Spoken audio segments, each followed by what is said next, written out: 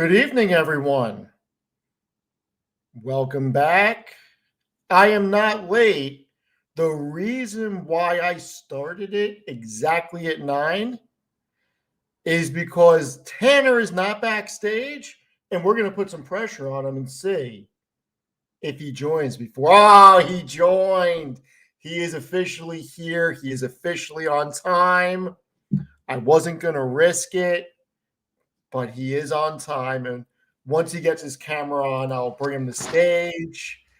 I was sweating it out. I was like, is he going to make it? Is he not going to make it? Bro, I wouldn't have ran up the stairs because I was so surprised. I was like, he's going to start calling me. He's going to start. Nope. I'm just hitting start and going. No, I appreciate it. I went downstairs to fill my water and then literally ran back upstairs. And I was like, I left my water downstairs. So then I knew I was going to be late. But you weren't. You made it on time. All right, I'm here.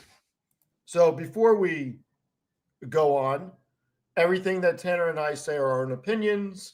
Please freeze this and read the disclaimer. We have no idea what your situation is. We just do a lot of research. Don't take anything we say seriously. This is for educational and entertainment purposes only. Thank you. So, Tanner, this episode has a sponsor. Oh? This episode has a sponsor. And is the prototype for something. Oh, I didn't know that this was on our shared channel. You didn't show this off yet? No, I have it right now. You waited for me. The prototype. Whoo! I have two different sizes on the prototype. Now, I walked to Grand Central today and met up with Chef Paul. We got two different sizes for the prototypes. Okay? Baked, fresh, and dunked daily. That is the slogan that we're working with here. By the way, this is 100%. I said our channel. I meant our show. This is 100% Steve's cookie. Okay? Not my cookie. I'm not involved in this. But now, I feel honored to be a part of the... We're in talks about doing something with cookies. We're in talks. So I'm dunking it right now. I have not had one yet. And we're going to see how it is. I'm so excited, by the way. You haven't tried it? No, I waited. You didn't go home and try one? Nope. No. So what if you don't like it?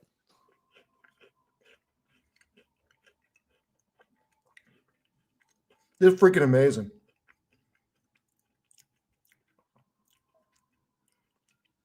He's just seeing freaking amazing. Millions of dollars in his head right now. I don't think that he needs to change anything at all. Well, wow. I assume they were baked today. So the next thing would be, what does it taste like whenever you eat it a week from now?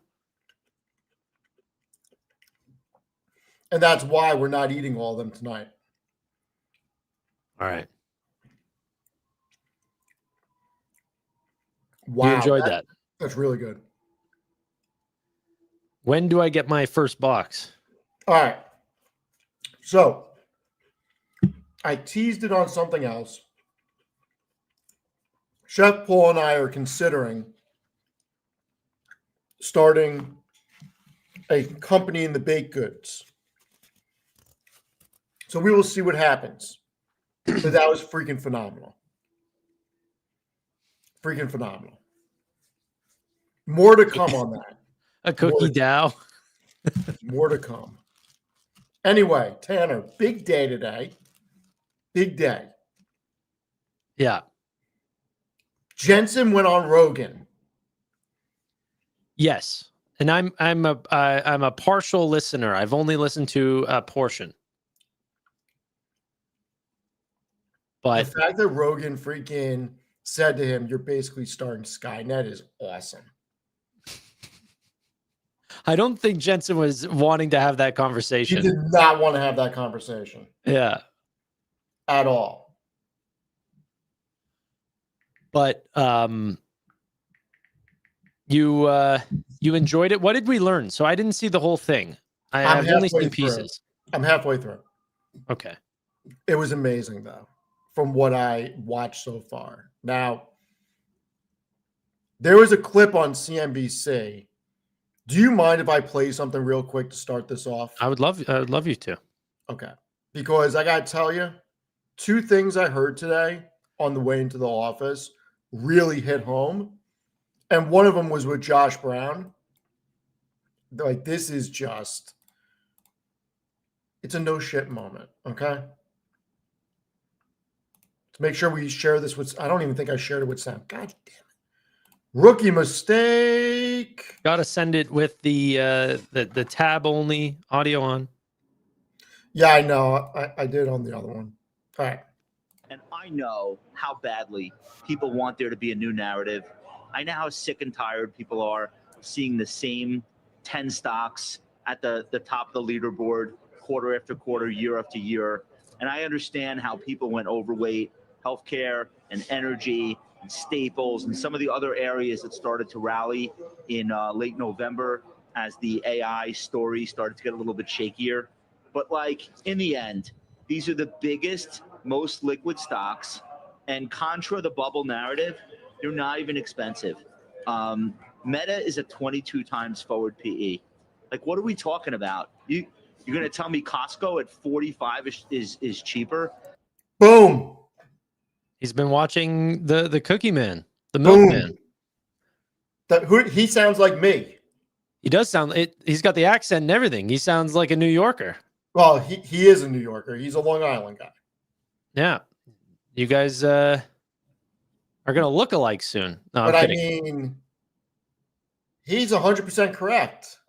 Downtown Josh Brown. Here's my problem, okay? And I love, like, if I were to show you my Spotify recap and everything, the Compound and Friends, high up on there. I think it's the second most listened to podcast for me under, like, JRE or something like this. Okay. However, I listened to this guy 2 days ago talk about how the Mag 7 is not everything and that he needs to diversify into healthcare. And he was looking at, what is it? Allegiant? Is that it? Ticker symbol A? I don't know. Agilent? Something like that? I literally remember because we did a deep dive. Well, not a deep dive, sorry. But I brought the ticker up and I was looking at the company's financials and everything. And I was like, wow, I would totally not invest in this business. I would just invest in the Mag 7. Whoever was on my live stream like a couple days ago, you guys remember this. And now he's back to saying you don't need to invest in healthcare. You invest in Mag 7. So a little bit of a talking head right there. But, you know, I do agree with that statement a lot more than you needing to diversify into other sectors. That's for sure. I'm going to push my plant over. It's bothering me. His plant over. Anyway, I agree 100%. With what he said. Shit, I'm not even sharing it anymore. Yeah, is the second cheapest stock in the Mag 7. It's got a forward PE now at 24. And I understand all the stories about competition, et cetera, not dismissing that. But again, this is the best company on earth, and it's 24 times forward earnings, a multiple you have never been able to pay for a name with execution at this level. So I really feel, Judge, we had this huge momentum swing on November 20th. Only 4.6% of all the names in the XLK sector spider were above their 10-day moving average. Today, that's 86%. That's the highest since July. These names are being accumulated. And I feel like second verse, same as the first. Everyone gets how this year is going to end. I know people want a different narrative. I just don't think you're going to get it. He's basically quoting me, is what he's doing. He's basically quoting me. I'm joking. Especially about Costco that. as the main call out. Look, I'm obviously joking. He's not quoting me, but you're going mainstream. It is a breath of fresh air when I hear other people have the same narrative, because once again, who the hell is competing with these companies? Seriously. Against NVIDIA? Just in general, like, do we really think Apple is going to lose its 2 billion install base? Yeah. No, well, no. I mean, no, I agree with you. But, dude, I'm buying Meta here. You know, like I think it's funny. Whenever the original sell-off happened and it fell on earnings like 12%, I remember buying it like 680, like 683 or something. And I was like, this sell-off's not gonna last. Like, this is cheap. And then it continued to fall. And now that it's rising back, people go, oh, I missed the bottom because I didn't get under 600. But if we never got under 600 in the first place, you wouldn't even think that that was possible. Like 640 is still like a blessing, you know? So I'm very happy there. I think Meta is so undervalued that it does not make sense where it is. And sure, maybe people didn't get it at the bottom, but that should not be a deterrent from making investment decisions, because I got news for everybody. It is next to impossible to call the bottom on things. Yeah. So I still like Meta here. I really like NVIDIA here. And I do think that big tech is just going to get bigger. And the theme for the rest of the year and 2026, along with other ones, but the main theme is going to be don't fight the Mag 7. It's not worth it. Just like don't fight the Fed. Don't fight the Mag 7. How are we going to fight an unstoppable force? Yeah. Yeah. I called one bottom so far. Okay. Not in my lifetime, but recently. Chime. When are you going to get on the train? I'm not. They had a very good fireside chat today. Okay. They are like a little mini, and it's funny because I say mini because they, like, if you look at them in the App Store, they rank very, very high. But it's a pretty oversold name. We're talking about an $8.4 billion fintech that is moving very quickly, bringing on new users. Those users are sticking around, going direct deposit, all the things that you've seen at Block or, SoFi or, a lot of these other fintechs that maybe you like. How can I get you there? You can't. So don't. What do you need to see? I'm not interested. You want 30% growth? I'm not interested. All right. I don't need another fintech. I have a lot of SoFi. I don't need another fintech in my life. You no longer like making any money. Is that what you're telling me? I mean, listen, is it going to be easier to make money in Chime than Microsoft? I mean, I don't know, dude. Is it going to be easier to make money in Chime than Amazon? It's been exactly 1 month. I'm up 30%. Okay. So I have a lot of SoFi. I really don't need another fintech. I really just, if I was going to do another fintech, it would be Hood at this point. Hood? It would be Hood at this point. That's fair. The only difference is that Hood, whenever you're looking at the market, is historically expensive. Whenever you're looking at the market for Chime, it's like historically cheap. That's the only difference. Okay. By the way, I'm not talking to the audience at all. Like, No, he's talking specifically to me. To you, okay? I know your risk tolerances. I know your time horizon. I know you've got a very, very, I was going to say thick stomach. I'm not trying to say that. I'm trying to say iron stomach. I know what you meant. Yeah. You can handle thick skin. That's what I was trying to say. Thick skin. I mixed it with iron stomach, and then I said a rude comment. What's it called? You can handle the Chime volatility. You want an investment in Chime. Not talking to any of you guys, by the way. No, and I get it. But the problem for me is that when I think about taking ETFs out of the equation and just the individual positions that I am in, SoFi is a decent percentage of it. And I didn't call Steve fat, dude. It was a get him. No, he did not. He didn't, guys. I knew what he was trying to say. Trust me. just digging myself a hole here. You know, SoFi is already a big portion, and moving into Chime, something that I don't follow and something that I just don't have an interest in following.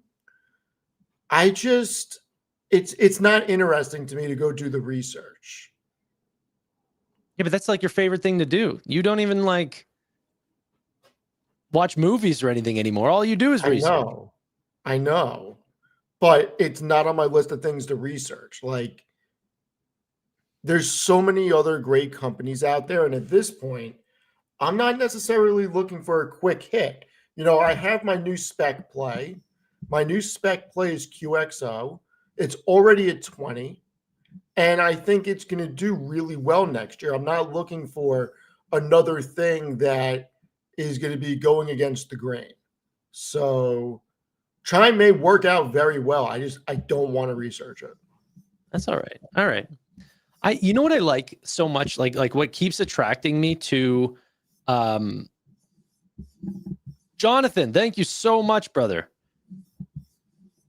More Vertiv. Do you know anything about this name?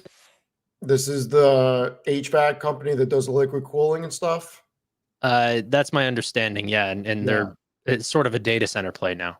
Yeah, no, it's a great company. It's like them, Johnson Controls, Eden. I think there's a lot of room for growth in those companies because I do think the CapEx expansion is going to continue over the next several years. So I think that these are also companies, it's not just one and done because they're going to be selling service contracts, there's maintenance, there's replacements.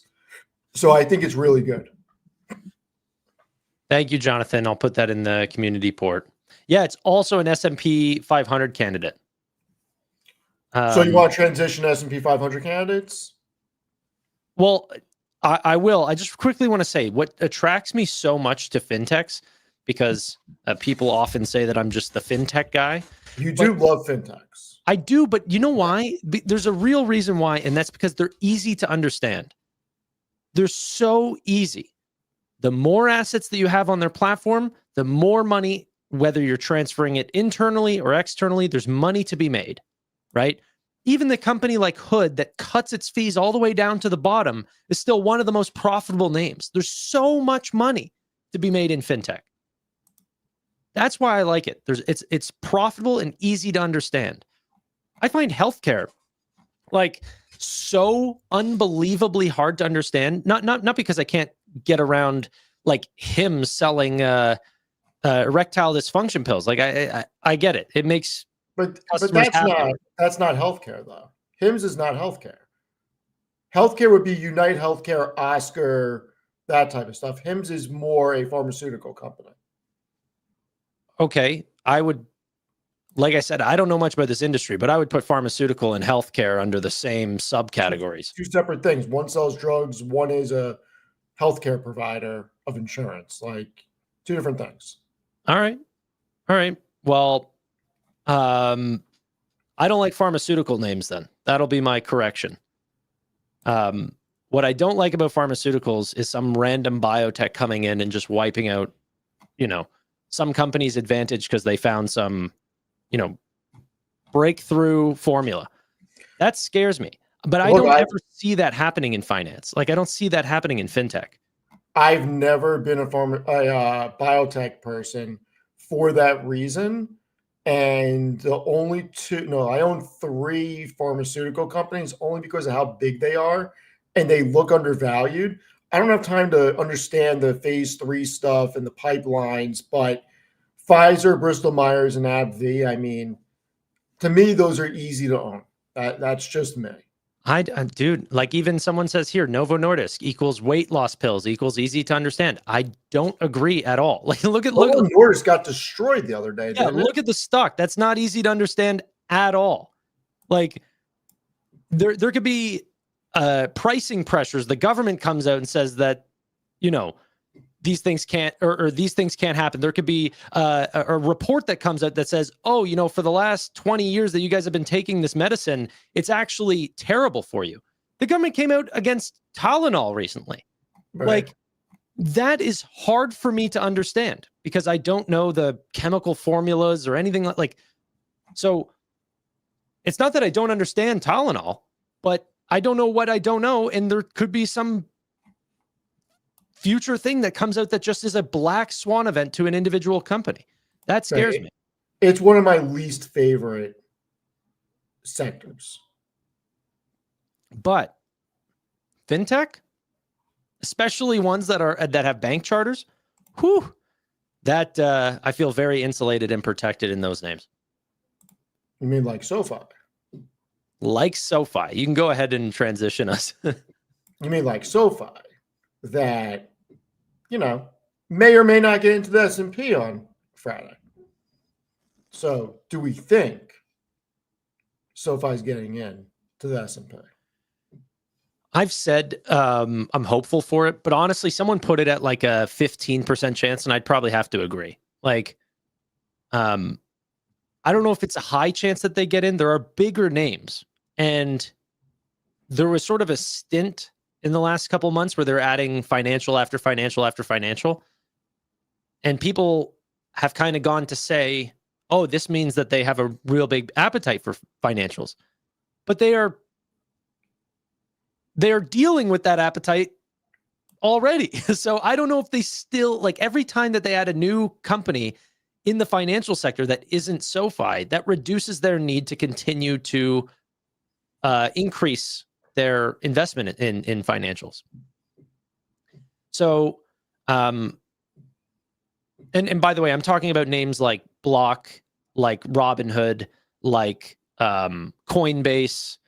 I think there was another one as well that recently got in as well. They've definitely added a lot of fintech names. I'm not just talking about Datadog and stuff like this. I know there's other names that have not been. What was the most recent one that just got in? I have no idea. It was oh gosh. It just happened like a lot, like last week or maybe like 14 days ago or so. So I don't think that SanDisk. IBKR just got in. Sorry, last one. IBKR just got in as well. Every time that they add these new companies, it reduces the need to bring in new companies. Yeah, I don't think SoFi is getting in this quarter. I think it's going to be sometime next year. And I know that there were some people posting on X that wanting the voting members was a Goldman Sachs guy with Noto, blah, blah, blah. I don't think that matters. I think that they're not getting in until second half of next year.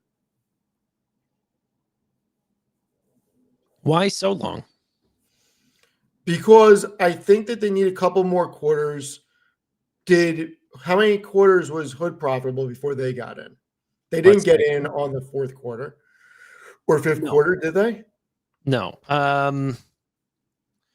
We can check fiscal AI. By the way, you're such a champion. Why?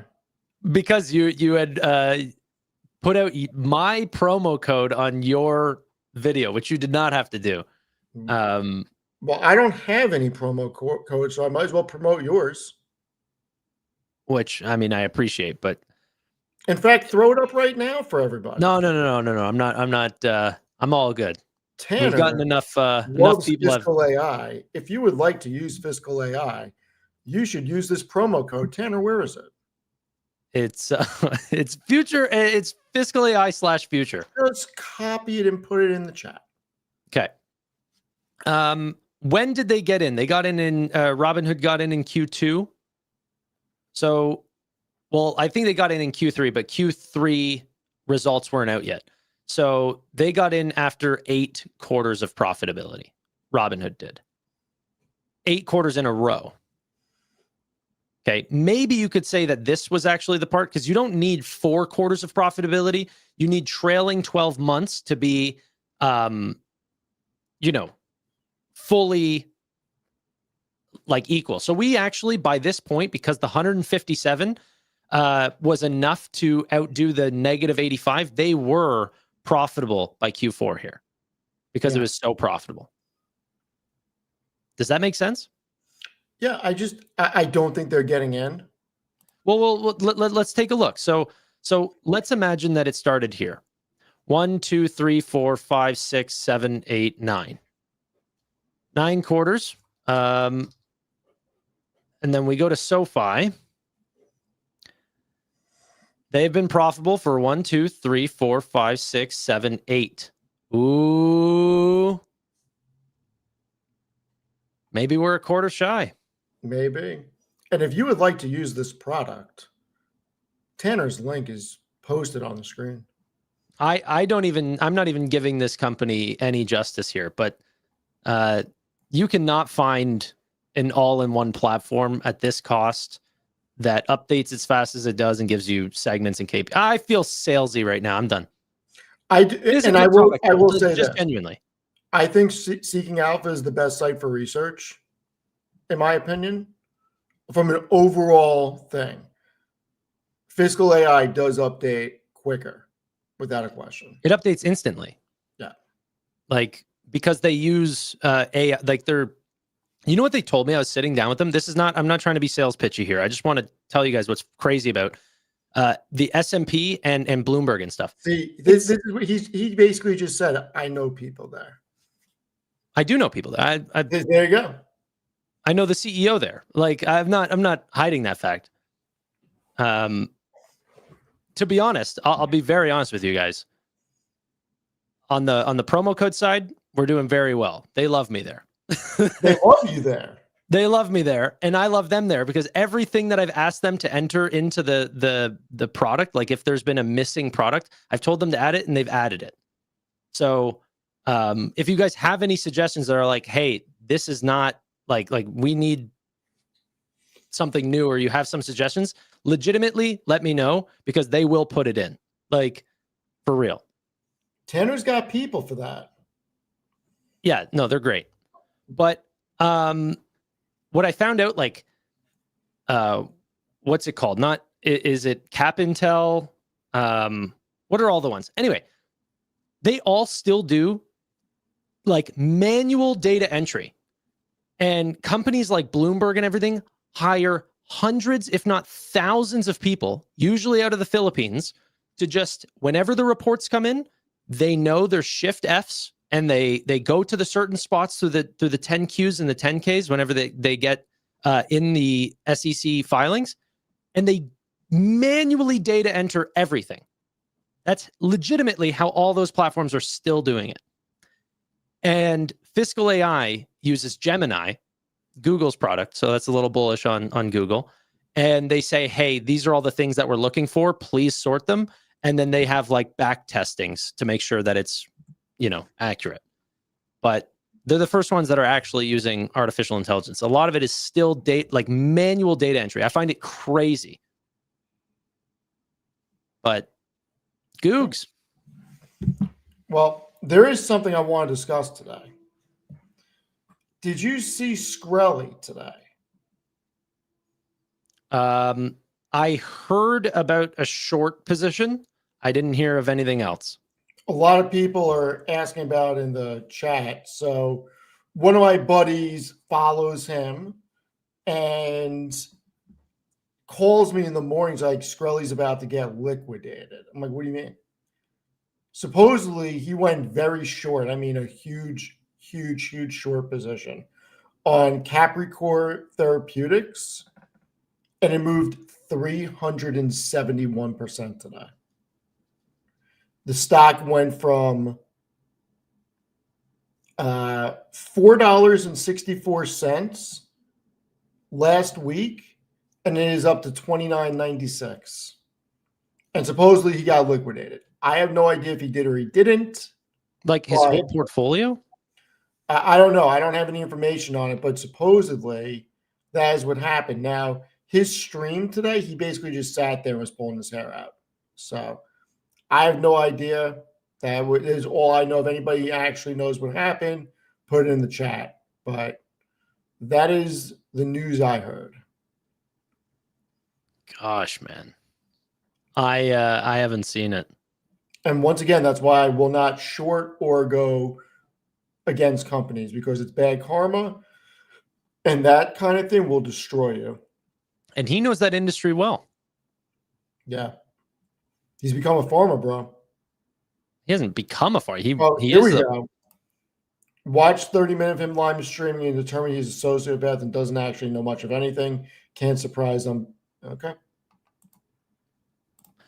I don't endorse that message. I'm not here to go after Skrelly. I mean, but Oh, I'm not going after him. I'm just saying that shorting things is not freaking safe. Like, look, he obviously did not have inside information, so you don't know what this company can come out with. Like, it's a freaking biotech company. They can come out with great news, and this is how you get hurt. yeah, it's really not an industry I know at all. But luckily, you don't need to play every hand. So, like, I see those companies pump or dump or anything like this, and I just let other people have their fun. Yeah, I don't do that type of stuff. It's crazy. Yeah. No, I mean, it's funny. I think there's a lot of complaining online about like prediction markets, but like no one cares about the fact that you can just hop on and short a company with leverage. Or like, you can go to the casino and lose your whole bank account. Well, people do care about that. There's definitely people that people are anti that. But did you see the SoFi post? Here, wait 1 sec. Let me see if I can bring this up. They had not only commented on prediction markets, but sort of said it in a way that. Oh, I did you see the video today about it? From Stifle? No. Oh, their CEO went after Robinhood today. Show what you want to show, and then I'll bring it up. This is from SoFi. They weren't going after prediction markets. They kind of just said this. This person asked them, if they're ever thinking about adding prediction markets. They said, we've evaluated prediction markets and see some potential in how they could help people engage with markets that impact their money. It's an interesting space, but we can't share a timeline at this stage. Not can't share a position, not share a timeline. Like if I was to say, hey, Tanner, are you going to get into hard drugs and gambling? I wouldn't say I can't share a timeline. I would say, no, I'm not going to do that. Look, as a shareholder, I would like for SoFi not to do prediction markets. I don't want it on the platform. Personally, I don't think it fits their brand. What if they stay away from sports prediction markets and they stick to specifically financial markets? Because they said prediction markets that affect your money, Fed rate cut decisions. I wouldn't mind that as much. Like if they kept it purely economical, where you could buy contracts on rate cuts, on what CPI is going to come in at, that type of stuff. Yeah. I wouldn't have a problem with it. The way I framed it with Amit was, for Robinhood, it fits their brand, because their brand, even though the brand is evolving, started out as, let's be honest, a meme stock company that you just bought meme stocks on. Then it started out as a trader, and then it became a company used for options and leverage. It has evolved way past that into an amazing company, but it still has an image to many people as that. And putting prediction markets on it, nobody is surprised by it, because it evolved from a company that was more stretching the limits to a full financial service company. So it fits their brand well. They're also not a nationally chartered bank. As a nationally chartered bank, I don't think SoFi should do it. That is fair. I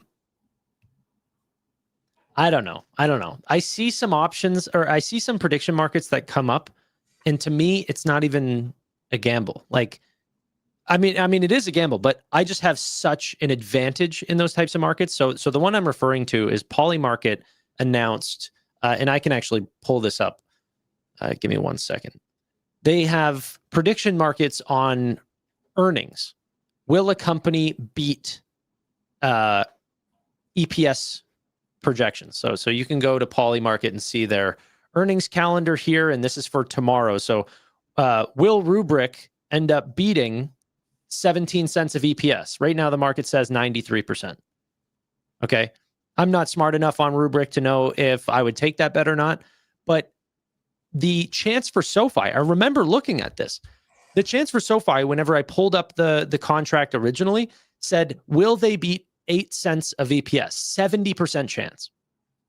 A 70% chance that they were going to beat 8 cents of EPS, which by the time that earnings actually came around, Wall Street upgraded that to 9 already. So consensus was actually above the prediction market.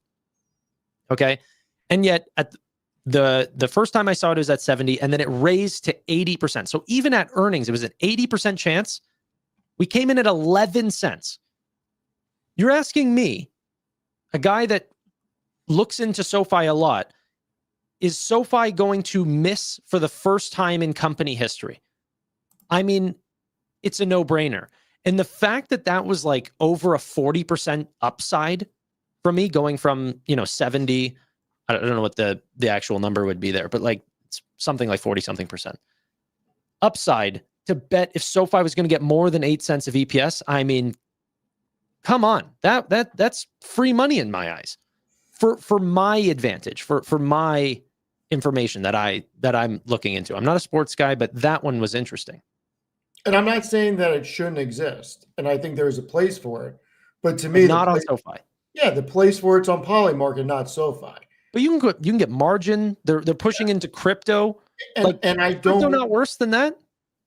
But crypto is looked at as an investment.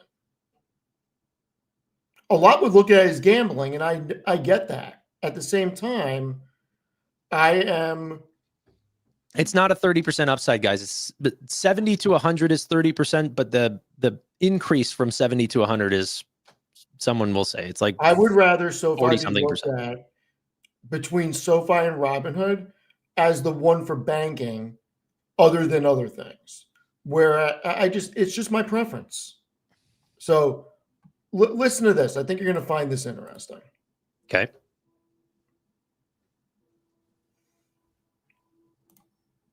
Did you stop talking? Oh, okay. Sorry. Steve, good to see you. It's been a while. Not that long, but about I could a while, I bet. Longer than we like. The opportunity. Speak for yourself. No, the opportunity. I was looking for you out in Utah. All your minions are out there, and you weren't there. But okay, so the opportunities for gambling are everywhere. I'm not sure what you're talking about here. Prediction markets, DraftKings, crypto. Well, it's all of it, but You didn't see this, Tanner? No. Okay. Options. I just heard of perpetual futures. well, you know what? Zero-day options and perpetual futures were the beginning of this, and now you have prop bets and prediction markets. And my concern is that if you can pull an app out and in one sleeve buy stocks, which, by the way, if you buy a stock, everyone can win. You're investing in the U.S. economy. They're not going to be a loser. Right. Or you pull it out and you bet whether the coin toss is going to be heads or tails. One is compounding. Investing is compounding, and gambling is consumption. And they are completely different things. And if we, as a society or us as an industry, we need to educate the difference. Because this has been a gray zone, regulatorily, taxes. These prediction and prop markets are getting a little out of control. I share your concern with this, but we also sound like old fuddy-duddies who don't want these new ways of bringing new consumers in. Even the SEC chairman who we had on yesterday said it's all manageable. The hell happened?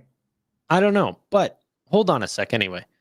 I don't know what happened, but that is like I've got nothing against what they're saying. I'm not even saying that it's not gambling. Like But this whole idea that buying stocks and prediction, like no one thinks that that's the same thing. We're all aware of ownership in companies versus a bet. But you're going to stop an adult from doing what they want to do with their own money, and then he says, "Oh, well, it's the amount of buttons to press." Like if it was a 6-step process, then that would reduce my risk. Like, who cares? Go ahead. You can continue to play it. But Yeah, so go ahead. What you were saying was. Well, no, I think that, look, if you get a teacher and kids saying that the way they're going to save in their 401k is through gambling, I assure you that we're not fuddy-duddies, okay? Gambling is consumption. No one's saying bet that. one way, I bet the other, the house takes It's a zero-sum game. Well, and not only right. zero-sum game, it's negative return. It's negative, right. Yeah. So I think, look, I don't want to be a fuddy-duddy about that, so to speak, but I do think that when you have parlays and bets and so easy and dopamine versus compounding is boring, dopamine's exciting. We as an industry need to make sure that investing and gambling are different. You want to gamble, go to Vegas. What do you think of Robinhood? Well, I think they're mixing the lines between gambling and investing, and I think that they can run their business model. I could put prediction markets up on our app. I'm not going to do it. That's not what we do. And open a casino too. So we're not going to do that. We believe that our job is investing. Can you imagine 100? Now, here's the problem I have. That may be well and fine today, but in 10 or 15 years from now, that could come bite him in the butt. It will. Because there's a lot of people on the younger generation that want everything on one platform. And I am fully on the idea of let adults do what they want to do. I am not against gambling or anything like that. Okay. I am a true libertarian. At the end of the day, I do want some separation where I have a different app for that than I do for my investing in banking. Yep. And that's where I'm on the same page with them. Now, I'm not saying that is the right move, because in the future, it could absolutely be the differentiator between where people move their money. And we should not be telling people what they can and cannot do. I just think that at the end of the day, having it on 2 separate apps is probably a better idea. And I would rather SoFi just not get into it. I do recognize it is a large revenue generator. I do recognize it could be a lead for invested capital and all those things. There's a lot of benefits. But I think when you cross that line, other people may take it less seriously as a place to put money for long-term investing. So I don't know. I have mixed feelings about it. Yeah, but what about short-dated options that's allowed on Robinhood, SoFi, all these places? Short-dated options, you're still making an investment based on what you think is going to happen with investing. And I get what you're saying, because on gambling, I don't know about all that, dude. There, you can do prediction markets on what you think a company is going to do. Most prediction markets are sports gambling. They are not betting on earnings. You're going to be one of the oddballs out on what you're actually using this for. Like, you have to admit that the majority of prediction markets is not somebody betting if Apple's going to beat earnings or not. Well, this is the thing. I'm not talking about, I actually do not want, I want SoFi to get into prediction markets. I do not want them to get into sports gambling. So this will be my prediction. I've said this for a while now. Prediction markets is going to 1,000x. 100%. Like, I think it's going to. And I genuinely mean 1,000x. Like, DraftKings is screwed. You know, there's going to be long dated prediction markets. There's going to be extremely like parlay type events and all of these things. Like, it's all going to be there. If one person says yes and the other person says no, they can decide if they want to bet on it and determine a price as a market, you know? But I don't think that like, even though the majority is there, I still don't think that SoFi should get into sports prediction markets. However, if I was looking to make money in the markets, prediction markets, similar to crypto, and everyone that's saying no, honestly, you guys are 2017 investors whenever crypto was taking off. You need to realize these are additional tools to an investor's toolkit. I could have made, I looked up that it's 42.8% is the rate that I would have made if I would have put my money on that, on SoFi beating EPS. But that wasn't available in my brokerage. I would much have preferred to play that tool than purely buy shares or buy short-dated options on SoFi. It would have been much cheaper. Even the purchase, the contract purchase. I can buy as minimum as $1, as much as I want. The cost is a single penny. I don't have to pay contract fees, minimum of 100 shares of, like, I don't know what an expensive Mercado Libre or something. 100 shares of Mercado Libre is what, 200 grand? So it's not very flexible for everyone. I think that those types of financial prediction markets is a great fit into Schwab, into Robinhood, into SoFi, into all brokerages, to be honest. But it is gambling. I'm not saying it's not. But some people like to trade, and that should be available on brokerage. Also, hedging. What happened to hedging? We got a lot of SoFi investors here. A lot of people who are all in on SoFi. What do you do whenever the chance of rate cuts potentially starts to grow? Do you sell all your SoFi, or do you hedge your position with a small prediction market saying, you know what, the Fed will not cut? I'll make, I could put my money on the 11% chance of the Fed not cutting and hedge a pretty decent amount of SoFi that way, because it would be essentially a 10x if I get it, if the Fed chooses not to cut this quarter. Would you not do that, Steve, to hedge your portfolio? Nope. I think you're. I don't hedge. All right. I don't hedge. That's fair. Wow. Did you see this? Robinhood received more than 1.4 billion of transfers during their match promotion for Tesla stock. The average account size was 500K. Robinhood is becoming the platform for people that have $5, 5,000, 500,000, 5 million, 50 million, and 500 million worth of stock. That Incredible part was number. not Robinhood's release. I didn't say it was Robinhood's release. Well, Robinhood did put out everything you said before that. The 1.4 billion and the 500,000 was part of Robinhood's press. Yep. That extra part, I think, was a myth. And the extra part, and I know why he did it, and you know why he did it. Yep. I'm not going to say why he did it, but yep. All I will say is I personally know it is not an untrue statement. That's all I will say. You mean on the account sizes? I'm just going to say I personally know it is not an untrue statement. Yeah. You're being pretty vague. I think you could say what you want to say. You're not giving any identity. But I don't want to actually say it. All right. I'm just going to say that. You know what? I think I've said it previously in my life. So can I say it?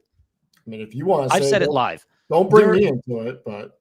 No. I was at the Robinhood Gold event, and they were talking about somebody there who was wanting to transfer $500 million to the Robinhood brokerage. And they had, we're talking about how they were like going to get a team to go talk, to that person to potentially help them onboard a $500 million customer. I think we talked about it on a SoFi Weekly as well as some other podcasts, but Yeah, they have some very large customers. They have some very large customers. Yeah. So, yeah, Hood is getting a lot of capital coming in. I did not know it was 1.4 during the Tesla stock thing. And I got to tell you, I've thought about moving to Hood, to be perfectly honest, because of the match. 2% match. It's free money. What I said in my tweet, I said, you know, you're going to come for the 2% match, but then during the 2 years that you have to stay there, you're going to see all the new products that they end up coming out with. You're going to have a great user experience. You know, like there's probably going to be other promotions that are going to incentivize you to stay or double down in that platform while you're there. You're going to stay after that time limit expires. So I want to address something, because Investing for Freedom said there is no free money. Mm-hmm. It is free money, because if I told you how long I've been at my current place, however long I have to lock up the money for, it does not matter. I've already been on my platform longer than I have to lock it up for. So if I move it, I'm staying for the whole time. So yes, it is free money. Yeah, it's not that Robinhood's not going to make a profit on you, but you were going to make a profit at your old the old brokerage that you were with was making a profit on you as well. So the fee structure doesn't change too much. In fact, for margin and other tools, they're actually much cheaper. For options, they're very, very cheap.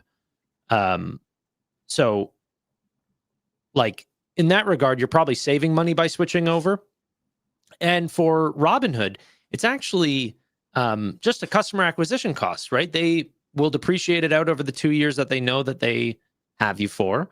And they'll say, okay, well, how much money are we making on the average customer that we do this for? And they've been doing this for a long time. They clearly are seeing positive economics every time that they do this, because customers say, oh, I'm just going to bring over my ETFs and I'm never going to touch them. And then you start playing, and then you buy your crypto there, and then you know, get a credit card. Like there's clearly they know what they're doing. I already put myself on the waiting list for their credit card. But yeah. Are you going to use that credit card? Absolutely.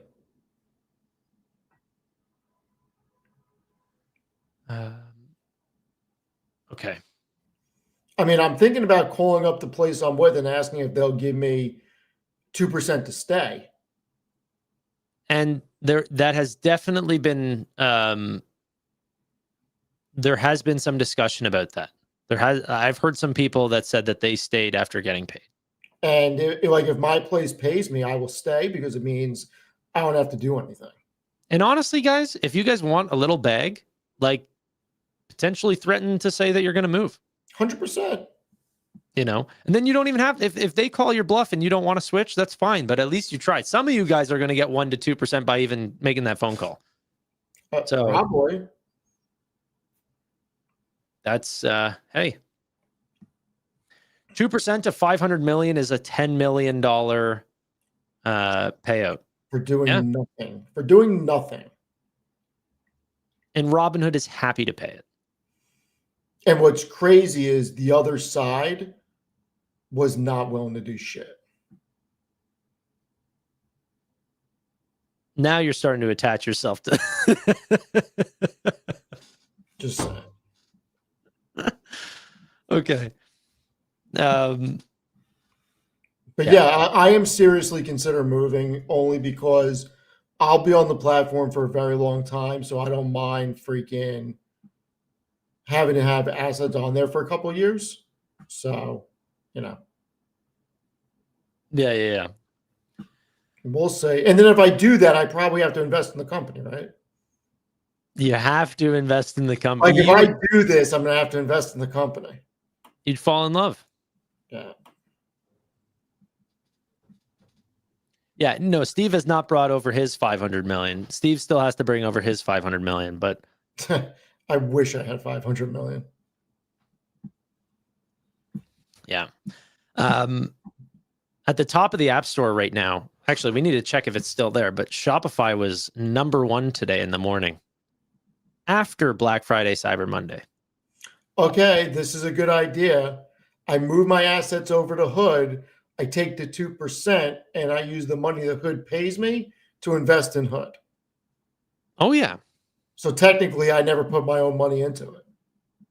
That's how they should give a payout. They should actually start giving 3% payouts and then but pay in kind with Robinhood shares. Maybe some people will continue to hold it. Who knows? No, that probably falls under some legal problem, but Yeah, because then they would just issue shares just to give them out. can we talk BM&R? We can talk BM&R.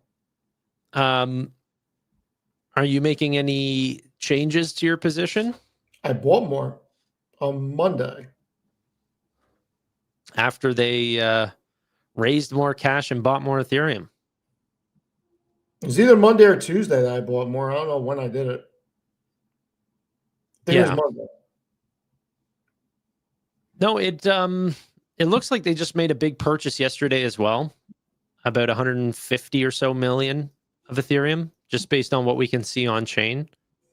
We have the upgrade next week, right? No, it's happened. Oh, it happened. Yeah, it happened a few hours ago, 4 hours ago. And is that going to do anything for us?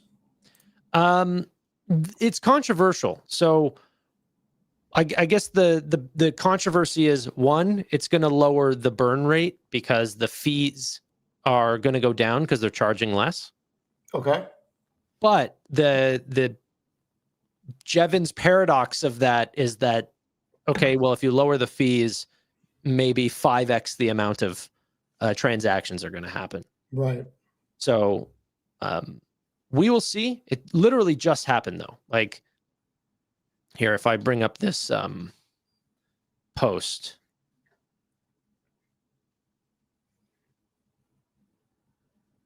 It literally just happened at 5 p.m. Okay. Fusaka is live on the Ethereum mainnet. Well, Ethereum is at 32.25, so can't be too mad at that. Yeah. Do we think the S&P is getting to 7,000? I do. Yeah. I'm bullish into the end of the year. Same here. As long as we get a Fed cut. As long as we get a Fed cut. What do you think about the potential little comments from Trump about the next Fed? Kevin Hassett? Yeah. We get Kevin Hassett as Fed chair. You want to know where we end up end of next year? Where? 8,500. 8,500. Okay. I don't even think it's going to be 8,000. This will be 8,500. I think people are downplaying the fact that like quantitative tightening just ended 2 days ago. Like we are already. This is what I said on my stream earlier. This is essentially, they have to look at the entire economy in one basket. They have one tool. It's a very blunt object. Okay. It's a blunt tool. They can't make precision choices. They either hit it with rate cuts or they raise rates. The AI trade does not need any rate cuts right now. It's like all the gas is on the fire with or without rate cuts. And yet, because other sectors of the economy are not doing well, it's going to get essentially lighter fluid drowning all over this AI trade just because it's part of the economy. And I don't know how NVIDIA is still being held down with these types of decisions. It's such a broad macro level. And I'm like, what's happening? We're 181. Like, where did we close out at? 179, I think. 179.59. Am I crazy? Well, NVIDIA is the cheapest stock in tech right now, except for Salesforce. It's crazy. Like, we're going to get Fed rate cuts. Kevin Hassett comes in. This is going to be insanely dovish. No quantitative tightening. And like, I don't know what Oracle's debt is right now, but there's going to be a lot of companies that can, have a lot more debt if the cost of capital goes down. Hassett coming in is likely to make us go to 8,500 because he may want rates lower than where Trump wants them. I mean, he may want rates at 2% or lower. Like, I'm just hoping they get to 2.5. What was the comments that SoFi said about if interest rates cut by 100 bips? Do you remember that? I don't remember the quote, but I mean, I can tell you what's going to happen with their NIM. It's going to fucking explode. Yeah. Oh, yeah. Because SoFi has issued so many loans out when in a high interest rate environment. And as rates come down, the interest they have to pay on their deposits is even less. So their net interest margin expands, which will make banking explode. And the amount of income we're going to generate is just going to be so much, they'll likely slaughter earnings. Here, can I play something for you real quick? Depends what it is. What do you want to play? Just the transcript. Is it going to hurt? Is it going to hurt us? No. SoFi, just from their old KBW thing that just happened back in November. Okay. I think it's beginning. All right, great. So can we talk about like rate cuts and how it impacts NII for you guys? So rate increases. Real quick, NII is net interest income. Okay? That's not for Steve. That's for just in case anyone doesn't follow SoFi very closely. As rate cuts, we're able to make adjustments in what we're doing to maintain, net interest income and net interest margin. We're managing to returns. And so we have pretty good data and analytics and testing capabilities to maintain the right types of spreads relative to the risks that we're taking. Declining rate environment is a hell of a lot better than a rising rate environment. And so I'd be super excited to see rates come down. Wait, sorry, one sec. I lost my. I tried zooming in for everyone and it scrolled somewhere else. I just want to be able to. Sorry, we have pretty good data on that. A declining rate environment. I'm just going to start right here. Sorry. Declining rate environment is a hell of a lot better than a rising rate environment. And so I'd be super excited to see rates come down another 100. I think another 100 basis points would be gangbusters for student loan refinancing, for personal loans. I also think the home loan business would benefit meaningfully. 200 basis points would be really significant. Our investments will also benefit as rates come down because people will make less on savings. Cool. I mean, come on. The Invest platform they think would benefit as people move money from savings to investing, go a little bit more risk on. He said, I think another 100 basis points would be gangbusters for student loan refinancing, and for personal loans, home loan business would do well and would benefit meaningfully. For 200 basis points would even be more significant. Do you think Kevin Hassett could deliver 200 basis points? And what would that do to SoFi?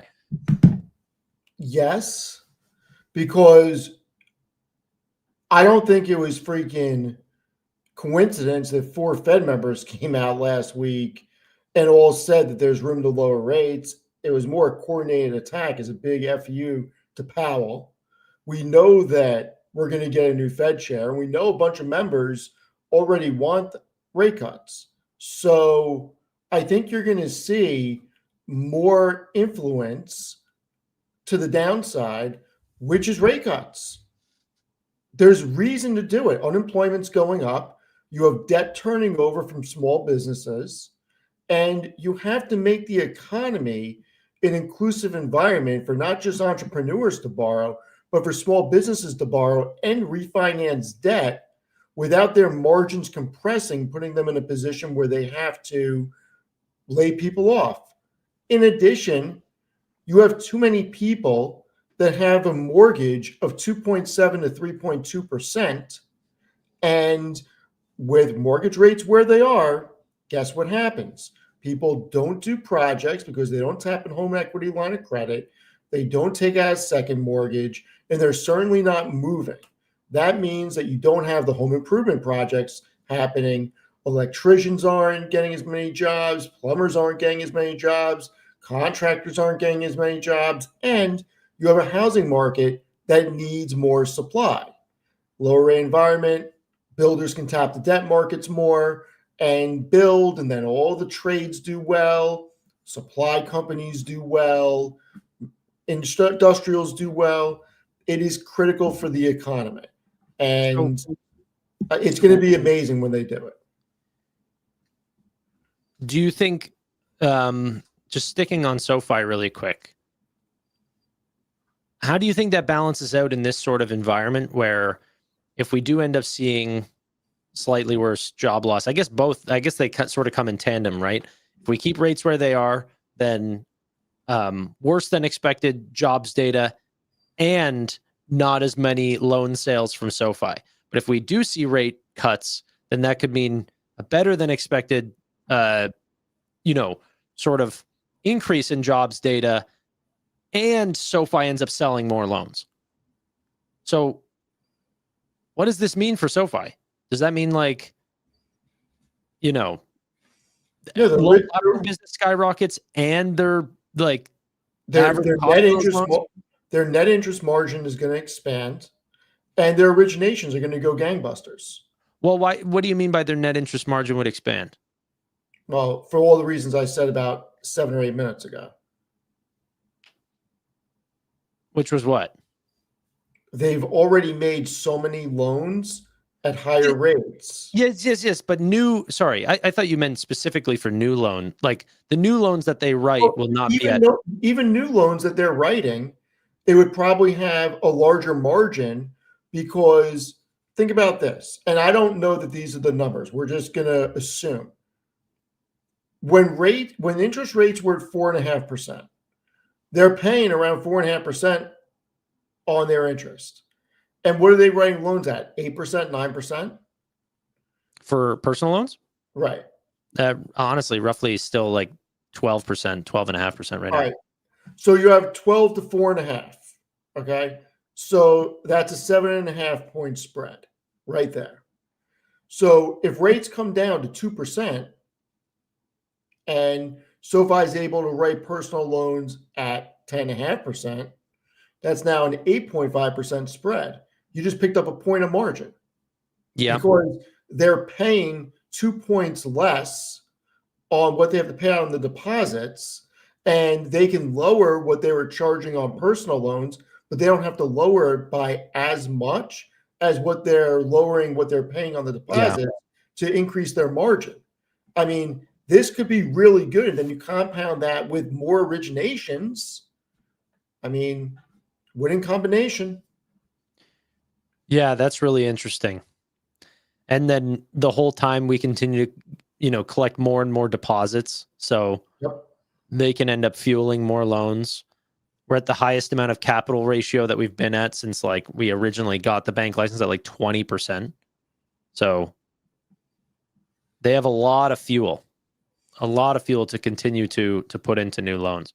And let's not forget, mortgages were very low already. Wait until you get a low environment where mortgages actually see originations. SoFi is going to do very well. So, you had a price target. I don't want to get you and Tim Sweeney confused. Your price target for next year was what? I don't even 50? remember. I don't even remember what I said. I think Sweeney Sweeney was more bullish than me. Yeah, I think he said 60. I think he said 60. I said 50. Yeah. And I said 50. Granted, we go into a low rate environment, but I was very bullish right after this call. But I did say my 50 was contingent on several things: a couple of rate cuts, clarity on the tech platform. But I said that they are so set up for the future right now that I'm a reinvigorated bull. I mean, hey, we love to have you back. I mean, look, I was 1 foot out the door. Now I'm both feet in. And you're still that way, even after, the last couple of weeks and everything, a little shakiness in the market. Changed? Oh, nothing, but I know what's changed.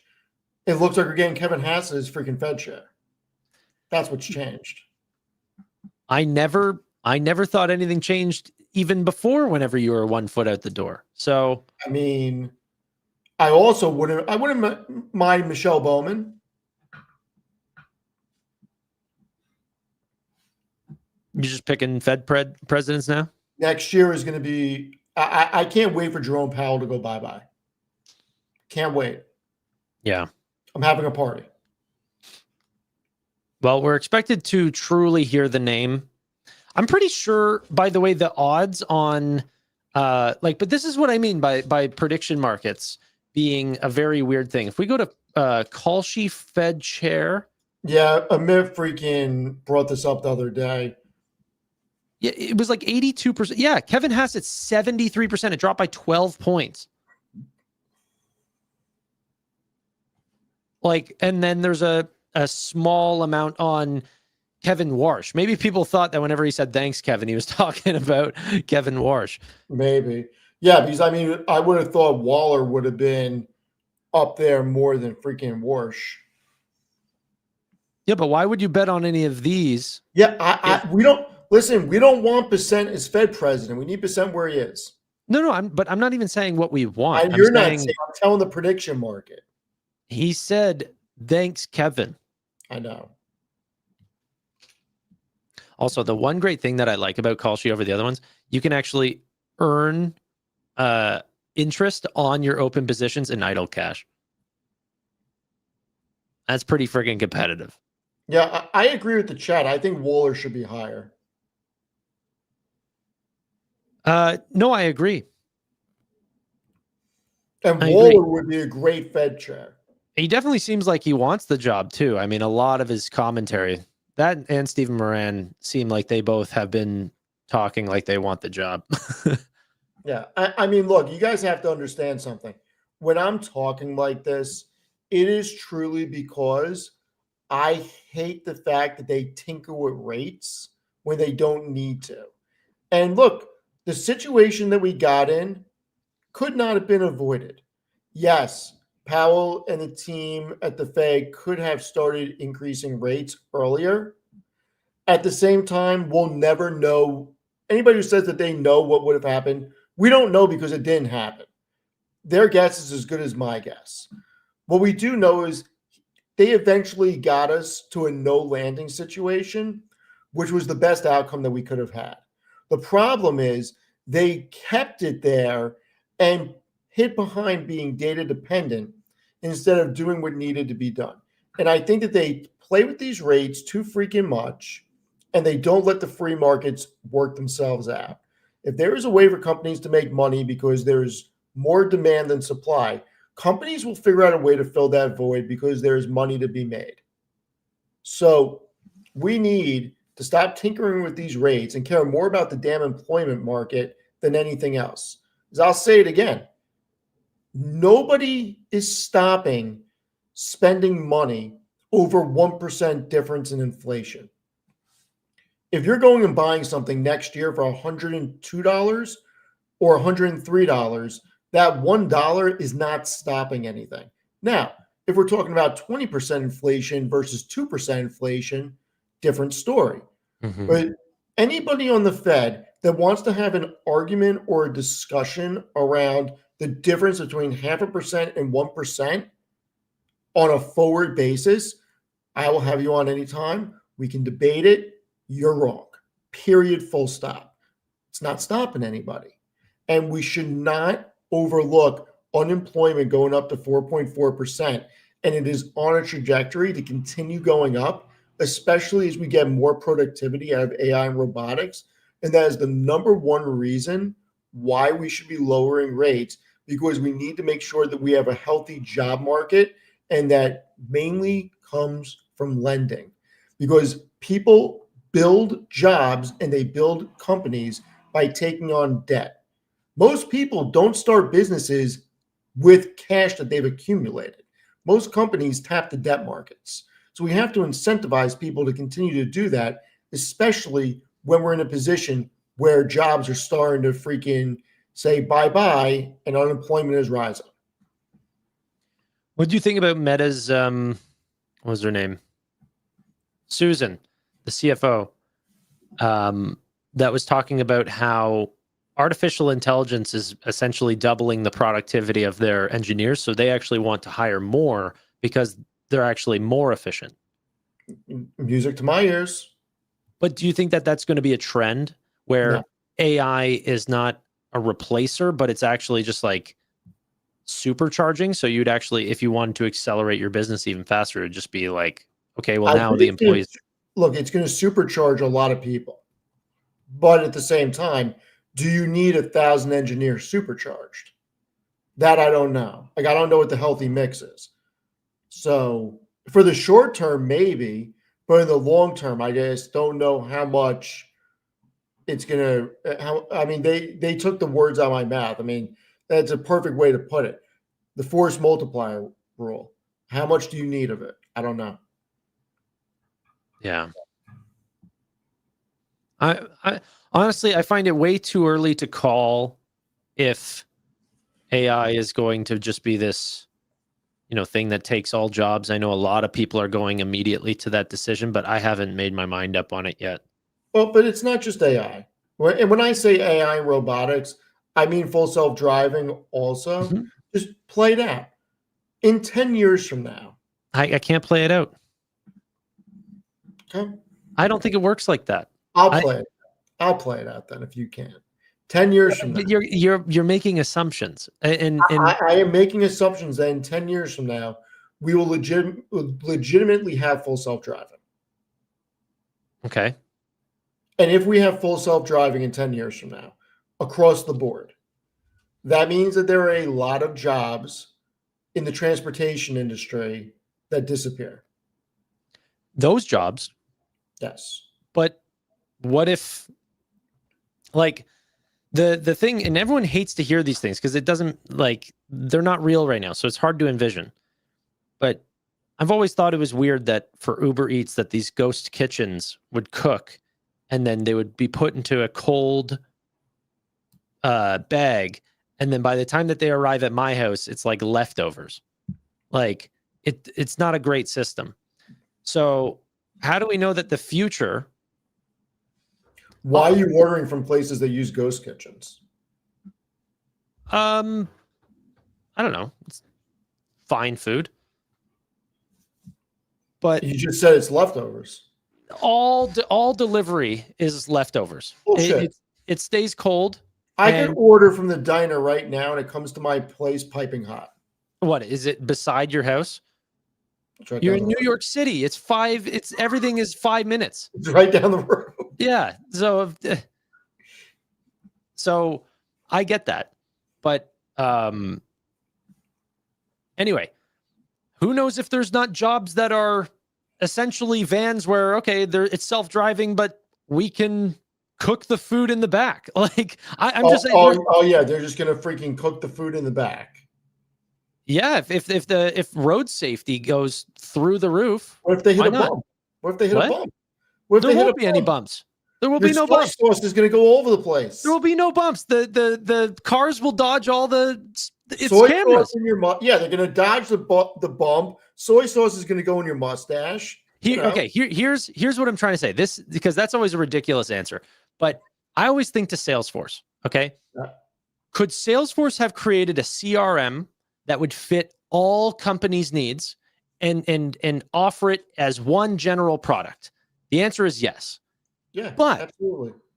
But in order to compete against all the other companies that could do that, they said, we're going to get into ultra personalization and we're going to continue to hire thousands and thousands of employees to go out to businesses and say, hey, what does your business need? Let's help create a CRM together that fits your needs. Do you need storage here? Do you need additional tools? Do you want us to link these contacts together? Do you need a shared place where people can share file? Like, they build that CRM directly for you. Why is that? Well, because productivity got to an area where Salesforce didn't want to lose to their competitors, and they didn't want to sell a white labeled, copy and paste product.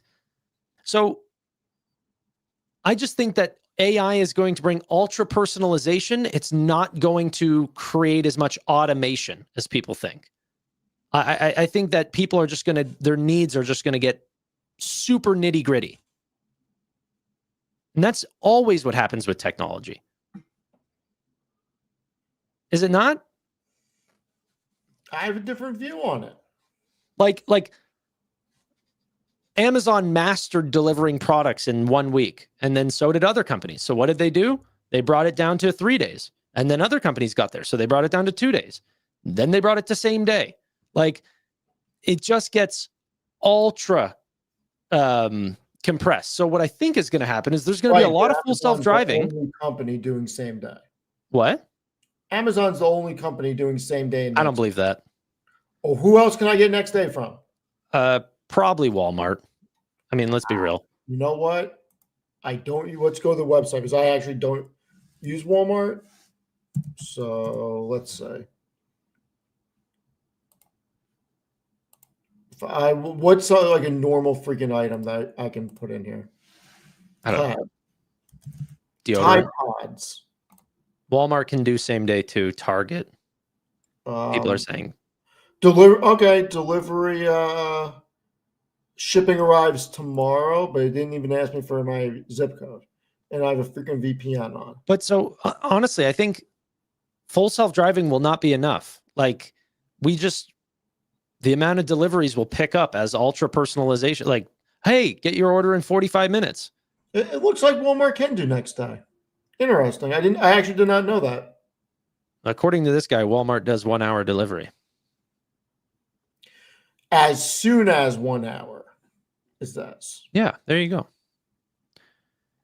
But if Amazon starts to replace their workers with full self-driving, and by the way, it's not a good enough product. I just saw DoorDash partner with Waymo. They said, you can see the Waymo that drove through a freaking police standoff.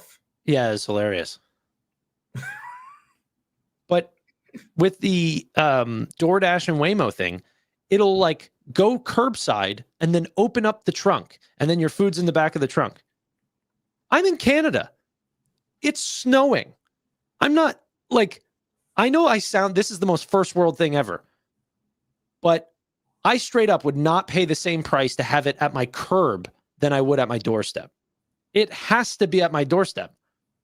I'm not putting on snow boots and a coat to go get my food. If I wanted to do that, I would have went to the restaurant. I want convenience. No, I'm with you. I'm not paying you to drop it off at the freaking end of the driveway. Like, you gotta drop it off the door. 100%. So train your dog to go get it. She doesn't do anything.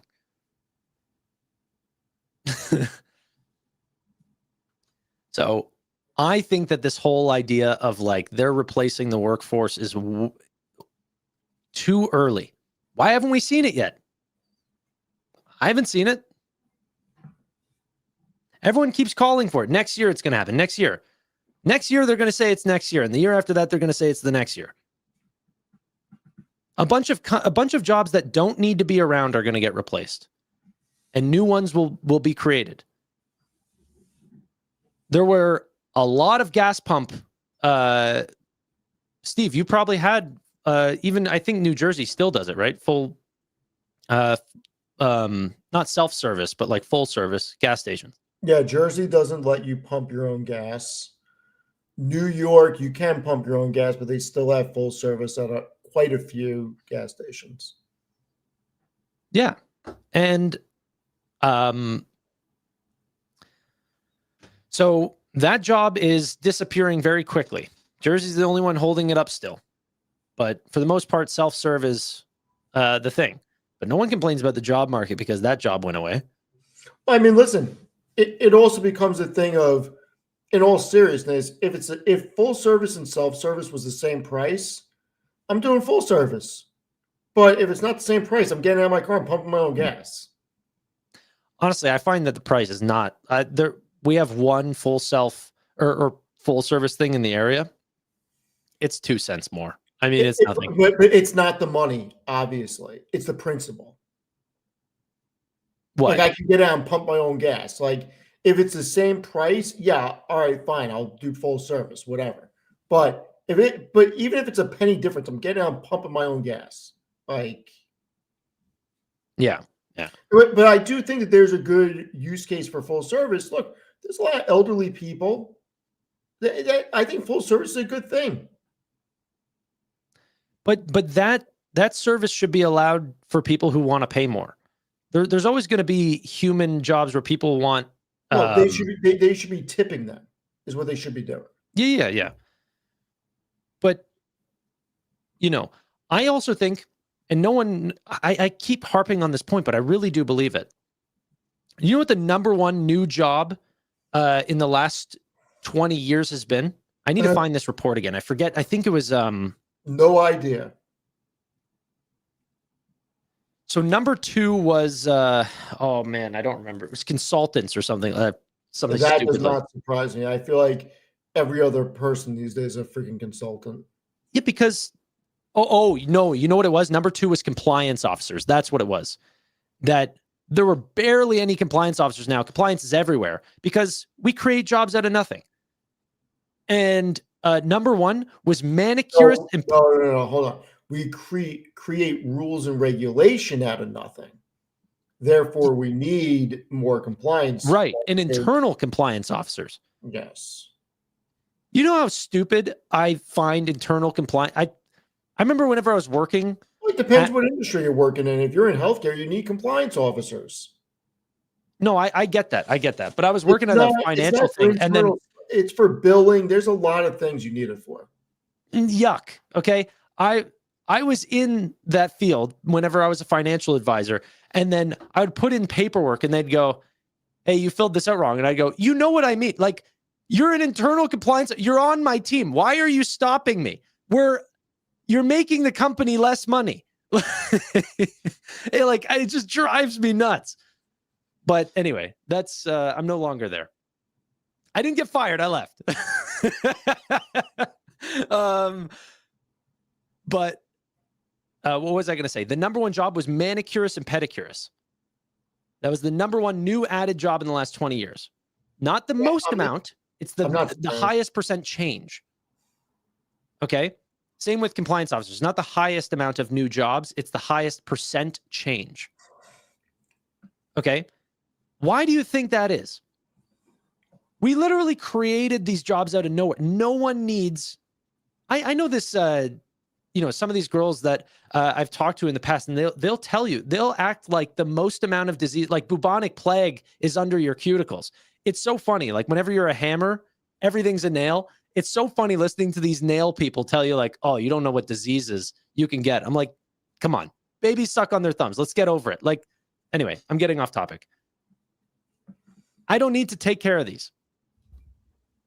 And yet that has become a huge industry because people are in such a first world living right now that they take care of every inch of their body. And I think as time goes on, a lot more of that's going to happen. There's going to be more yogis, more personal trainers, more self-service. That's where a lot of human jobs, I think, are going to be. What's another industry? The elderly, completely left to their lonesome. I think the elderly is going to be a big industry that booms, and I think children as well. There's like 1 teacher per 30 kids. You don't think whenever the bus is self-driving, you think we're going to put an Optimus on that bus to monitor those kids? Those are going to be humans. Humans are going to monitor those kids on that bus. Am I out of my mind, Steve? Yes. You're looking at me like I'm doing a solo podcast here. Yeah, you're out of I'm listening to you cook, and you're out of your mind. All right. That's fair. You're out of your mind. I mean, look,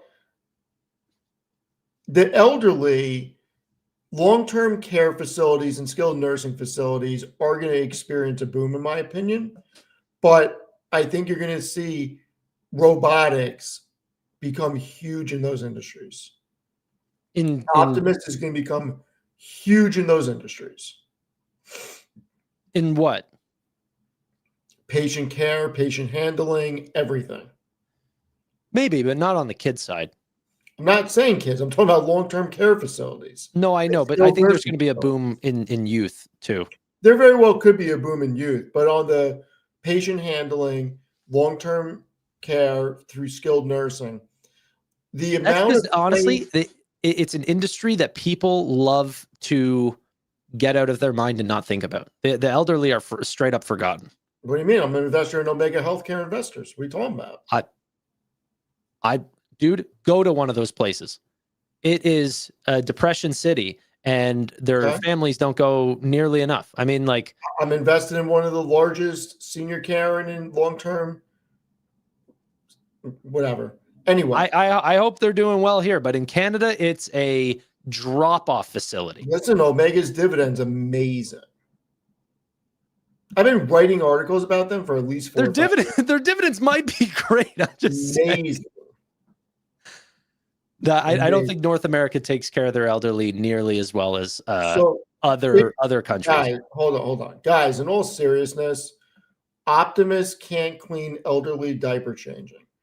Today, maybe, but in 5 years, he'll be able to. I mean, you got to think about it. There's a lot of jobs that people really don't want to do.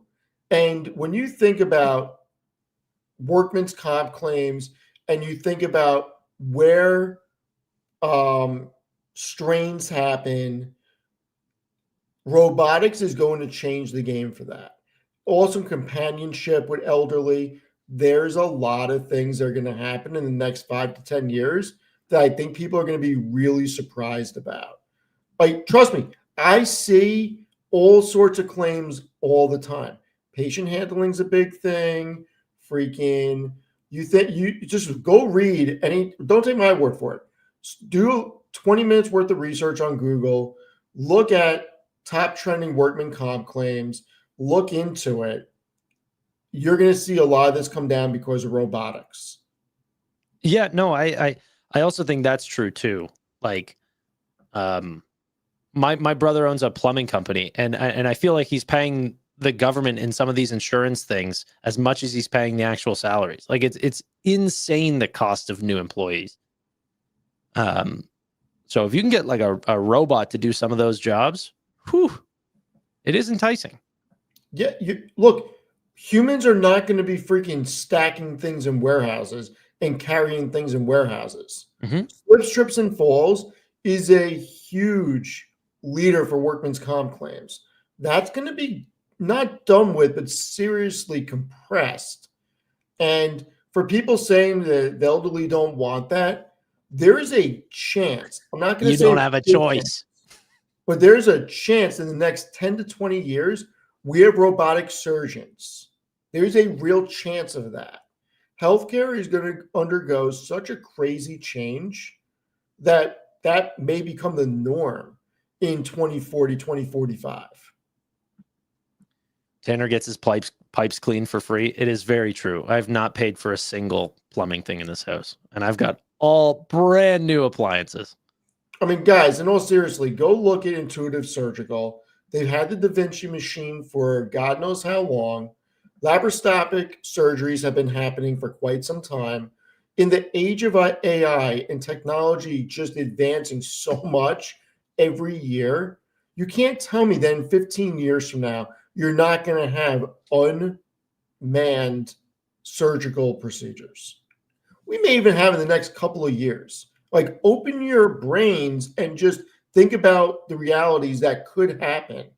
Like, think about what we have today, how quickly technology advances, and what the possibilities are. Like, those are legit possibilities. The speed of technological advancement is accelerating. Moore's law is shattered. It's shattered. So that's the one thing where Kathy Wood's just been bang on is, 100%. Usually we see one large technological advancement at a time. Right now we're maybe at 5 or 6. Like it, and then people want to stop investing in tech and go to retail names or something. I'm just like, come on.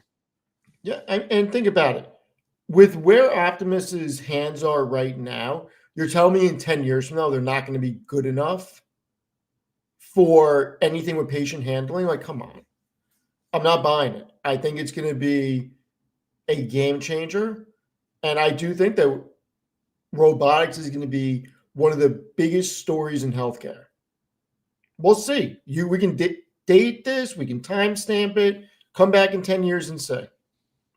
No, I'm sure you're right, but I could be wrong. But I mean, I'm very excited for the future.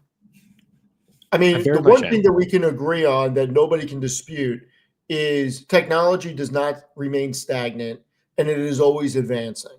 Now, the rate of what it is, of how it is advancing, we can disagree and bicker about. But yeah, that's a good point. Do I think that Intuitive Surgical would just make their own humanoid robots? That's a good possibility, guys. Or they may do a partnership with Optimus to create surgeon droids. That can happen in 15 or 20 years.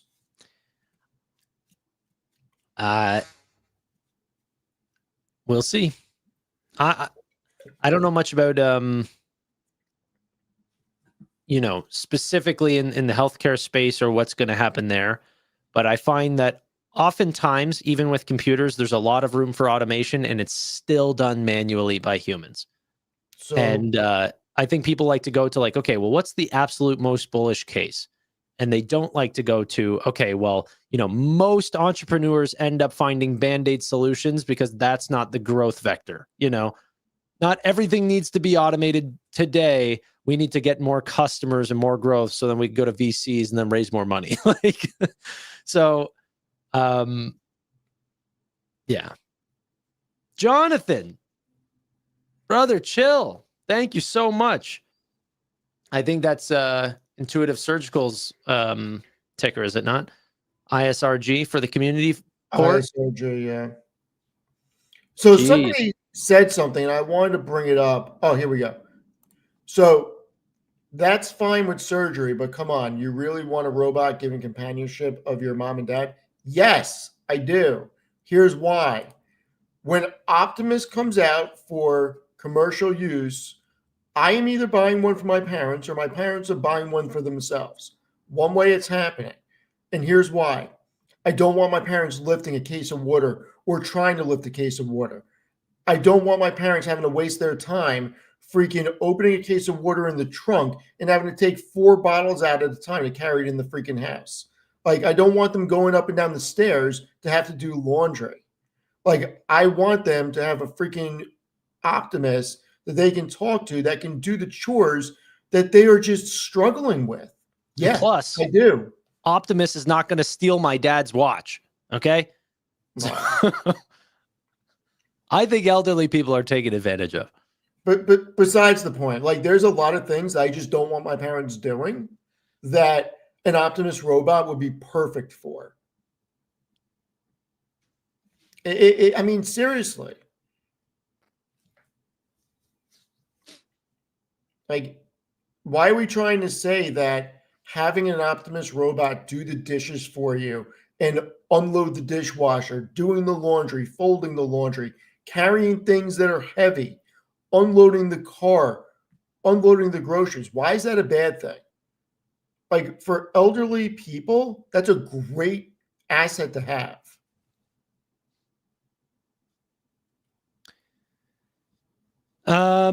Cleaning the house, everything. I mean, order yours now. they can't listen. They can't come soon enough. Do you really want a robot with 24/7 camera and microphone recording everything?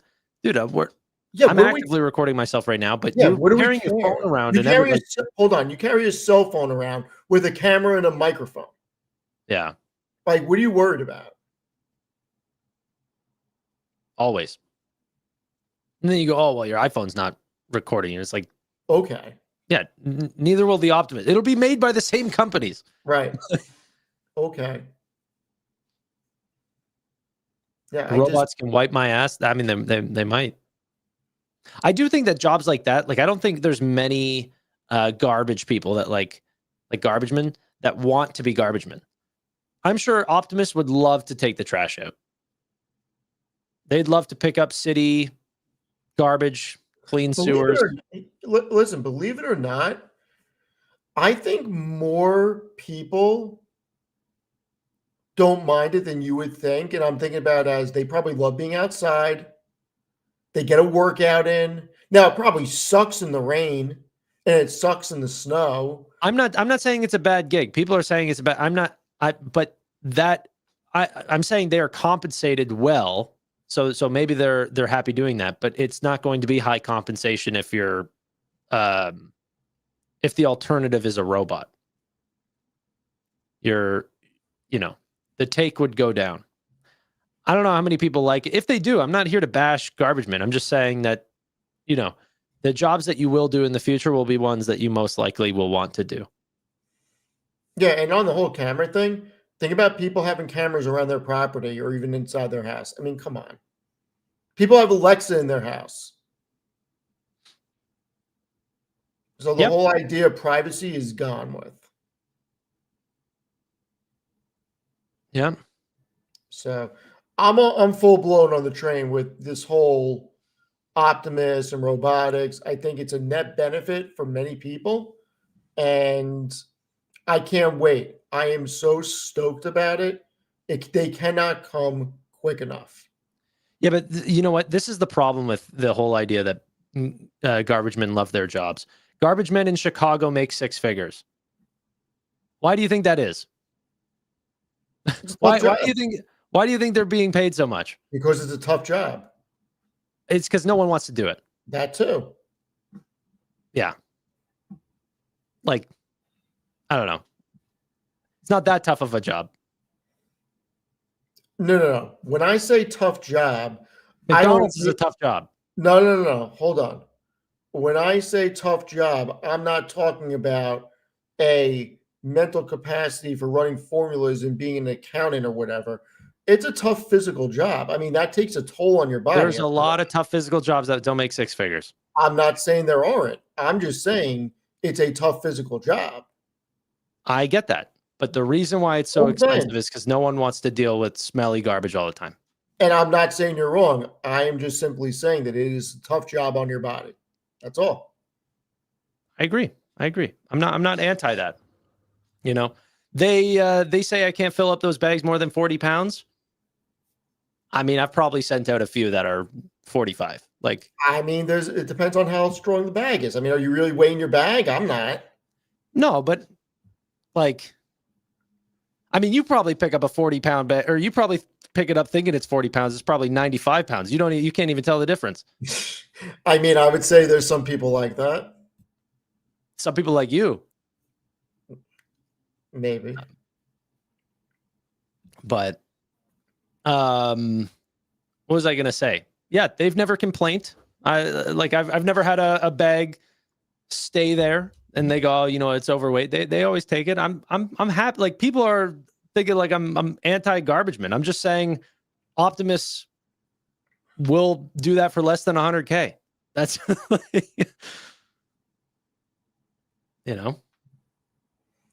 I can't wait for freaking Optimus. Pick whatever job title you guys want. You guys are making it out like I'm like everyone's like defending garbage people like I'm anti-garbage man.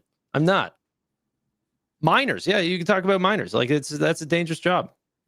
Oh yeah, miners is completely dangerous. And got news for everybody. That's a job that Optimus can do, and now we won't have black lung anymore, and we won't have all the medical issues. I mean, do we really want people down in mine shafts breathing that all day?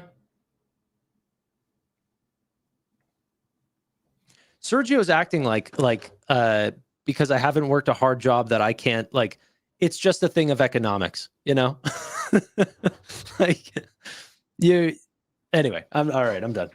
Tanner, you know what's crazy? What? I just hit 40,000 people on freaking Seeking Alpha. I didn't even know that till now. Congratulations, brother. That's huge. You must be literally one of the biggest people on, sorry, real quick. You must be seriously one of the biggest people on Seeking Alpha. People are saying I'm contradicting myself.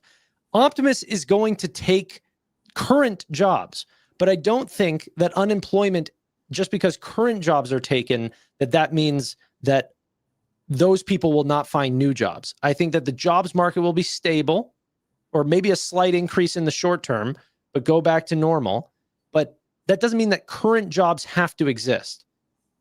I'm not contradicting myself. I don't necessarily think that there has to be garbage people, but maybe there's some sort of new service instead. Sorry, Steve. No, go ahead. No. I want to celebrate. No, it's no celebration. I did not know I was over 40,000. Who is the biggest Seeking Alpha? Or how big is the biggest Seeking Alpha account? It must not be too much further than that. Like, what is it, 80K? I shouldn't say this publicly, but I'm going to. I don't read anybody's articles on Seeking Alpha. That's fine. I don't have the time, not because I don't want to, I don't have the time. Brad Thomas, I used to read a lot of his stuff. I don't have time. He's got to be the biggest person if he's even still on there. Has to be. Or Rita Morva. One of those two have to be the biggest. I wouldn't be surprised if they have over. And Brad Thomas, is he still on here? Rita Morwa. Yeah, Brad's still on here. Brad's got 119,000 followers. I mean, if you want, like, he's the REIT king. If you're interested in REITs, Brad Thomas, he's the best, in my opinion. Reed Mora has 124,000. Yeah, he specializes in high income. Like, that's pretty much all he writes about. Okay, but those literally must be the biggest accounts. Those are the two biggest, hands down. Like, I don't think Seeking Alpha has a thing where you can see how many everybody's following. I mean, it is crazy that you have a 40,000 following on Seeking Alpha on something that is a $300 a year subscription platform.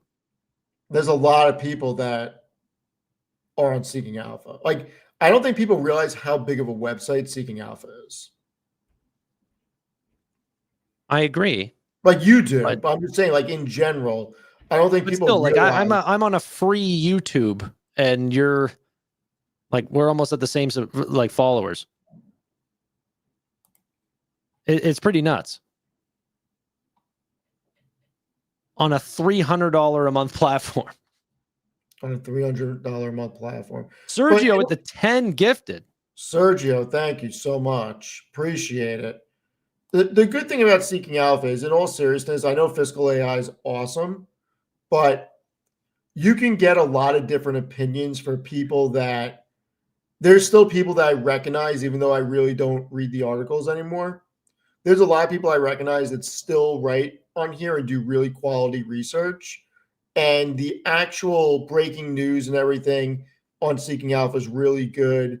And they do a lot of good stuff on here. It is a very well put together site. Yeah. 300 a year, not 300 a month. It's like 20 or 30 bucks a month. Yeah.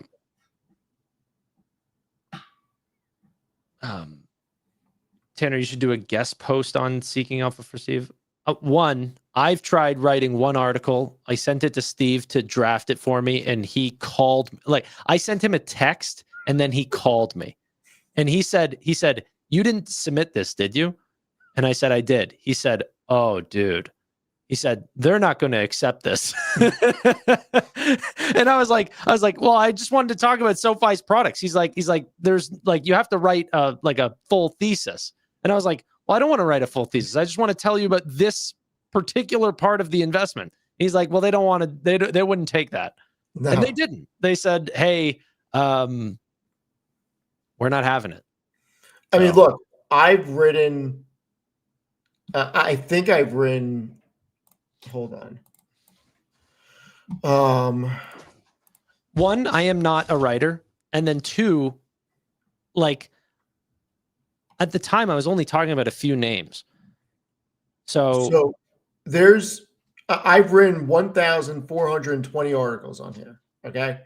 And I started writing on this site on 2018, well before AI. Okay. So all the editors know I am not using freaking AI or any of that stuff. I was writing for 5 years on the site before AI came out. Now, there is a problem with newer people submitting stuff and just trying to do certain queries and copy and paste to build an article. Once in a blue moon, I'll get comments from an editor saying, "Hey, could you add this?" or "Hey, could you do this for us?" Like, even I, having written over 1,000 articles, will still sometimes have people say, "Could you add a section on this?" or "Could you change this?" So they're very strict. Yeah, I honestly, because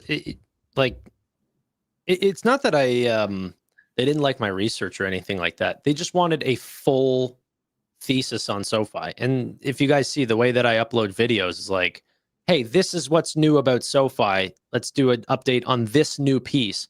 They won't have that on Seeking Alpha. No, Like, they I want can't- full circle.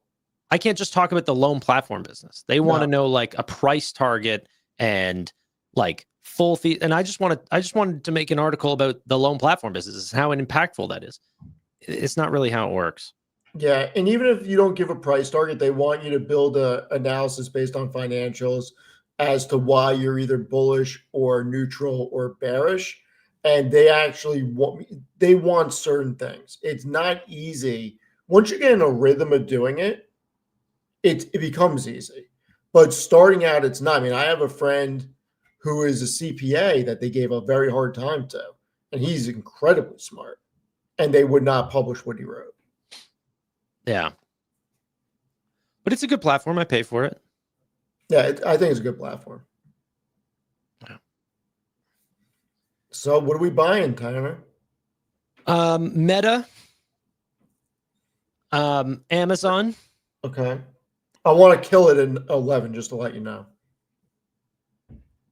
Yeah, I didn't even holy crap. Yeah, 11 o'clock, because I got a few things I got to do before I go to sleep. Okay. Meta, Amazon, BMNR, Chime, maybe some Shift 4.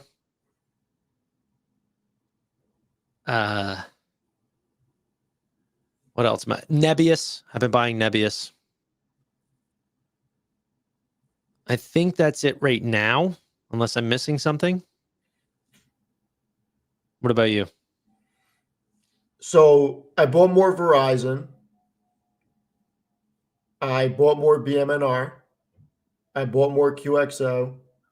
I am going to buy more Amazon and Microsoft.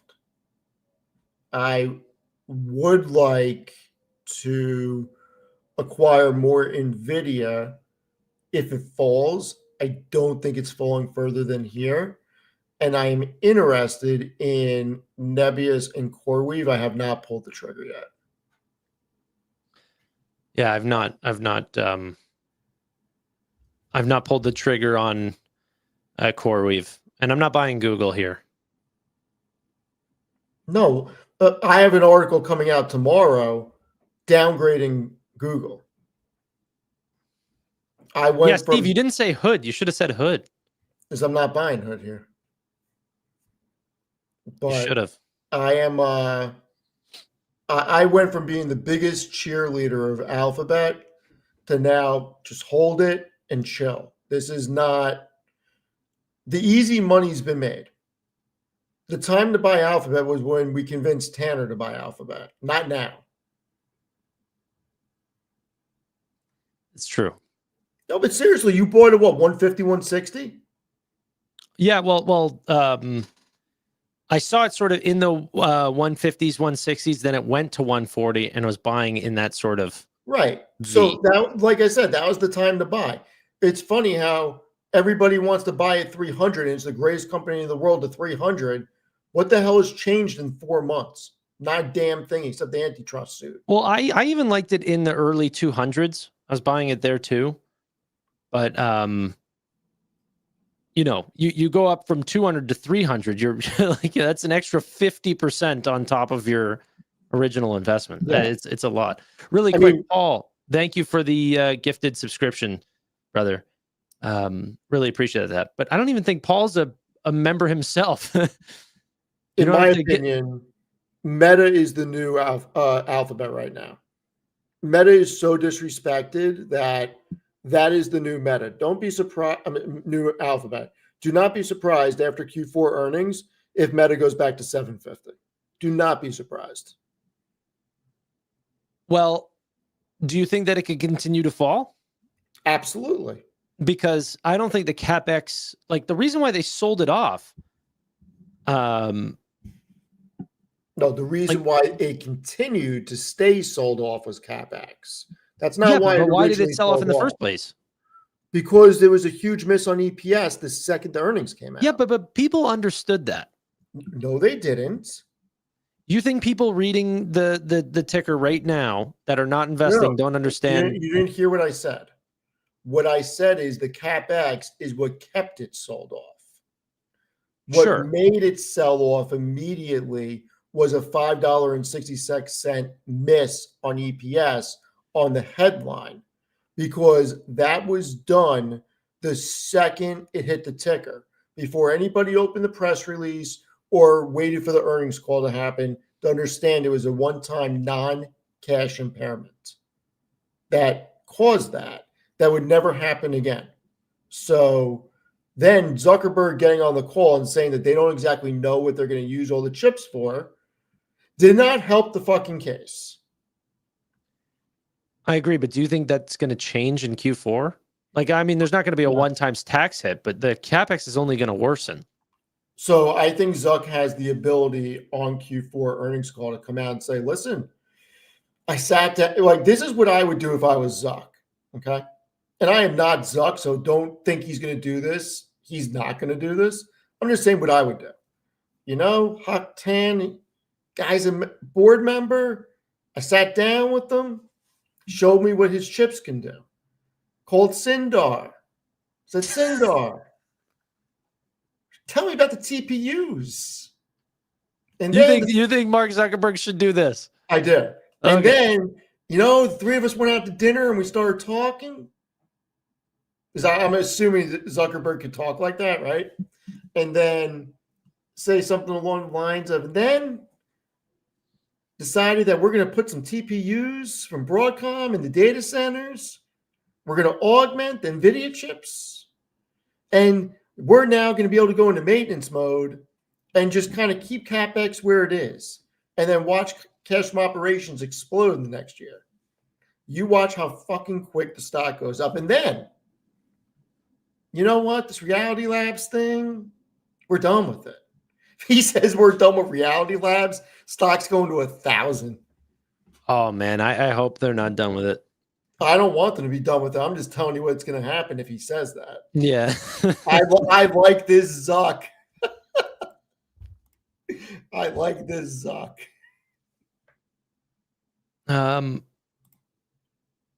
Mark's going to spend more money at earnings.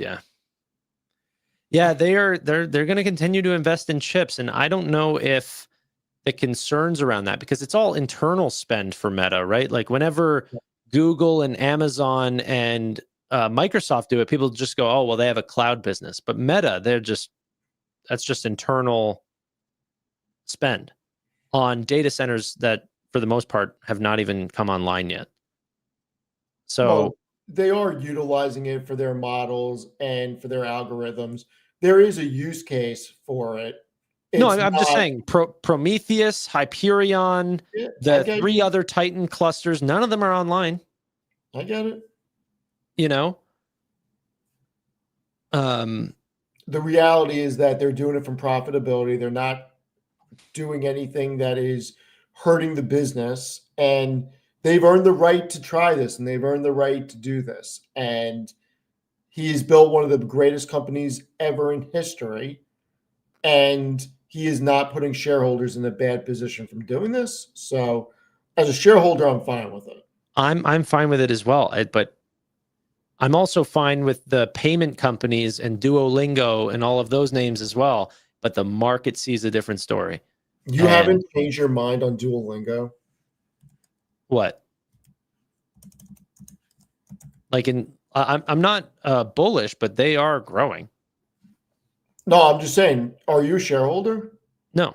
Oh, I thought you were. Oh, Chris is, and everybody else. Yeah, Chris is. I've never purchased a share, but I think that they're out of their minds with this company, but that's just me. Okay, we have all of 30 seconds to get you out of here. All right. Oh no, final thoughts? Those were my final thoughts. Meta or NVIDIA, what would you rather buy here? I mean, I would prefer to buy NVIDIA, but I'm buying Meta here because I have all my NVIDIA that I need. but And I have higher conviction in Nvidia going forward. And we're going to leave it at that, ladies and gentlemen. Thank you so much for joining us. Use Tanner's fiscal AI code. He will greatly appreciate it. I will look into a Seeking Alpha code. I've never even thought about it, but maybe I should. We'll think about it. We will be back together on Friday night for the Fintech Friday, Fintech Frenzy, whatever you want to call it. Got a million different names. The Tanner Don't Be Late to His Own Show podcast, I was here. It was still No, I'm waiting for Friday. but it was 9 o'clock whenever I joined. You were not late. Sweet. You All were right. not late. We're going to show his link once again. Thank you very much. Gosh. Praz, appreciate it. And on Friday, if SoFi gets into the S&P 500, I will figure out a surprise for everybody.